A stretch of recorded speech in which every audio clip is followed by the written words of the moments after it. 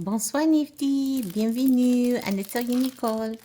I am Nicole and we are a crafting community. So grab your work in progress, also known as a whip, and let's start our 10-minute crafting break.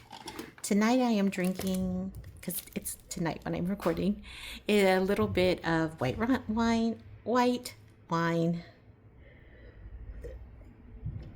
Very refreshing. It's warm, but I'm also relaxing a little bit, so I thought I would have some white wine. And I have my tools here. I wanted to show you before I get started. We are diamond painting again, but I wanted to show you a little bit about my storage system. I store my diamond painting in a roll, just like you're seeing it, and in a drawer. But I also have my little box, and I wanted to show you my box today. Like I said, these are the ones that came with the diamond painting kit, and I also did some other diamond painting with my son. I'll have to show you those next time. And so I kept them just in case. One thing I do like about them is they have a little funnel, but we shall see, how that works for tonight. We have our tweezers, of course, and our little sticky stuff. My sticky stuff might still be okay. I think I might get a little bit more sticky stuff for this one. Okay, because tonight we have a few that are going to be singles, like I saw already, even though I didn't get everything ready because I thought I wanted to show you all. But as you recall, and I've said this before, that one of the reasons we want to have nice organized crafts is so that when we sit down to them, I hope that worked. We'll see how that's working. So that when we sit down to them, we can get right to it. So the three colors I want to do here are T, which is 210. And I don't have many of those, so I'm going to use the little small tray. I don't know if you can hear those fireworks, but those fireworks are the fireworks from Disneyland. I live very close to Disneyland.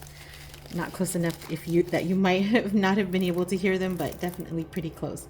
V, which is 340. I have my little bags here organized. I like to label them with the symbol, but I also have them by number. We're going to be using quite a lot of the V's and quite a lot of the F. So I'm just going to pour generously here. And the F is, looking at the key again, $7.99. So I do like to spend money on organizing systems. That's probably the thing I love to spend my money on most, like at the Container Store. But, we all have limited budgets. Well, not all of us, but most of us have limited budgets. And so that's not always a place that I have extra money for. So I like to also repurpose. So if you look at my little kit, I'll show you here. This is I had some sunglasses. This is a sunglass kit. And in the middle, these are a macaron box. And then this bottom box, which there's two parts to, but it's a little tiny bit thin on its own, but it's a Honolulu Cookie Company box. I guess that shows I like my little treats. Well, I guess you can't really see it, but trust me, it is. So it's okay, I think it's great to repurpose some of your boxes to make the storage that you need, because it is important to have everything together. What if I wanted to sit down to diamond paint, but then I couldn't find all of my little tools, or I need the tweezers because I've made some mistakes and I can't find them. So I feel like if you have everything organized, it helps you to sit down just a little bit faster and get to it, get to the best part, which is the crafting. That's why we're here. Yesterday, I promised that I would talk to you a little bit and tell you the story that I was going to tell you about Eleanor Roosevelt. And I mentioned on our Instagram page that I had messed up the quote. I did get the sentiment, but that I had messed up the quote. And the quote, was, No, Eleanor Roosevelt said, no one can make you feel inferior without your consent. And now that I think about it though, I feel like my boss misquoted it because she definitely used it about a student. I used to teach at a continuation school, and sometimes those kids can be a little bit salty.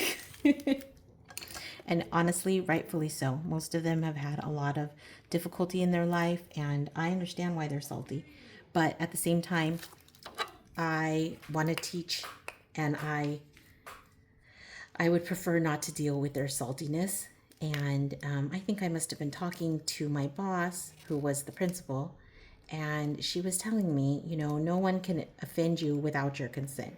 So I'm pretty sure she misquoted Eleanor Roosevelt, but the point is that we are in control of our own emotions, or we should be. We strive to be. I'm not sure if we are, but I strive to be. I can't even speak for anyone else, but I strive to be in charge of my own emotions. And this is important because I'm an educator. I can't just be treating all of the kids in the capricious way I might want to, right? I need to treat them with respect and with love, even when I don't feel those things, and even when they're not treating me with respect and love. I'm supposed to be the model in the classroom, and my behavior sets the tone, even if not everyone can hear it, right? So I do try to live in a way that that my behavior, I'm just kind of getting the wax kind of pushed in there. Okay, I do try to live in a way that my behavior is exemplary, right? Because I'm an example for those in the classroom. At any rate, she tried to tell me that, no one can make me upset unless I let them. And I didn't believe her. I didn't believe her because, especially in that moment, I think I was pretty upset. So I was pretty upset, and I just didn't believe her because I was like, no, what he said made me feel this way. And I sat with that. I want to say that she told me that in maybe 2007. And I heard her and I listened to it, but I didn't believe her. I didn't believe her because people were always controlling my emotions.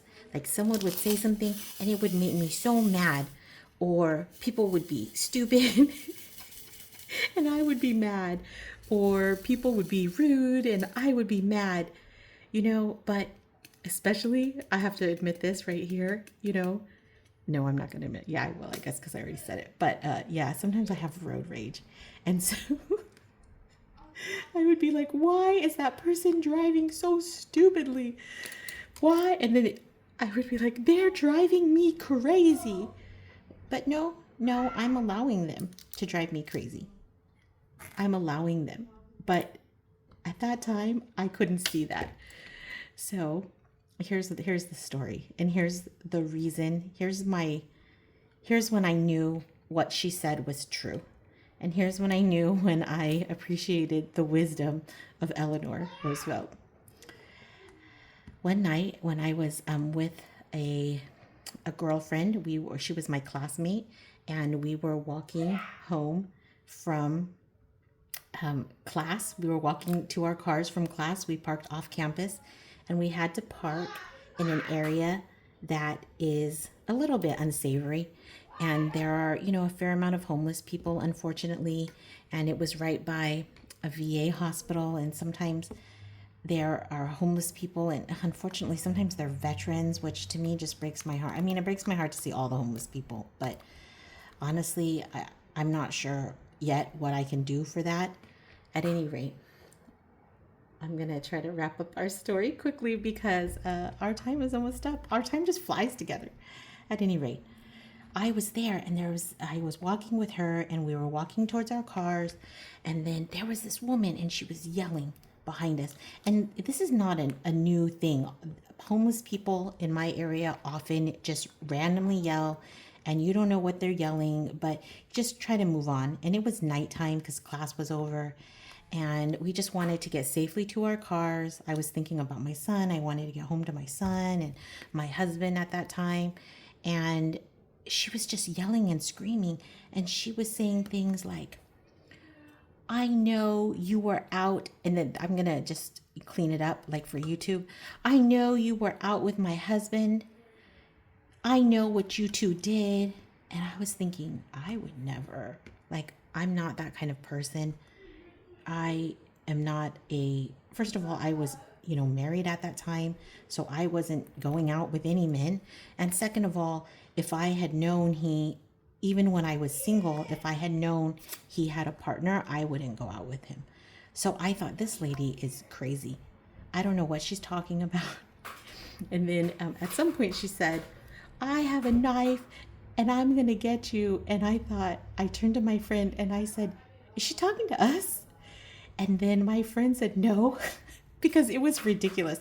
My friend at that time also had a permanent boyfriend, and she eventually married him. And so we were both in relationships. There's no way. And then so we kept walking, and then the lady said, yeah, I'm talking to you. And I was like, what is going on?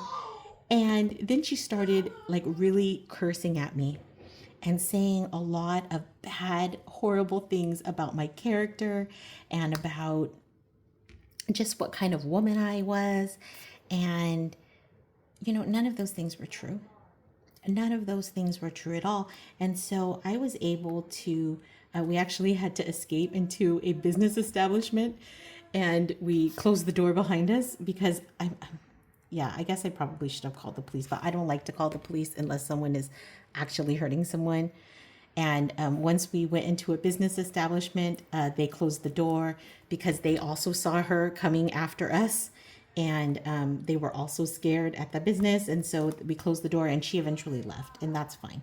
And then we walked to our car, and it was over. The situation was over. But what I learned in that one moment was that random people can call you bad names, and they can misalign your character, but it didn't bother me. It didn't bother me. That woman had no control over me. And so it made me think, wow, these stupid drivers that I'm driving next to, they also don't have any control over me. I am the person that's in charge of how I interpret whatever they say, how I feel whatever they say.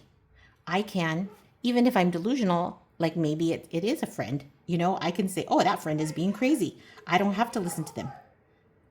Or that friend is being biased for some reason. Maybe what they're saying is not true, even though even though what they say might hurt, I can look at the situation better, and I can choose how I react.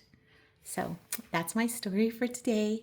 If you enjoyed my story and our 10-minute crafting break and feel just a little bit more peaceful after spending time in community with other Nifties, please like our video, follow our channel, share it with a friend.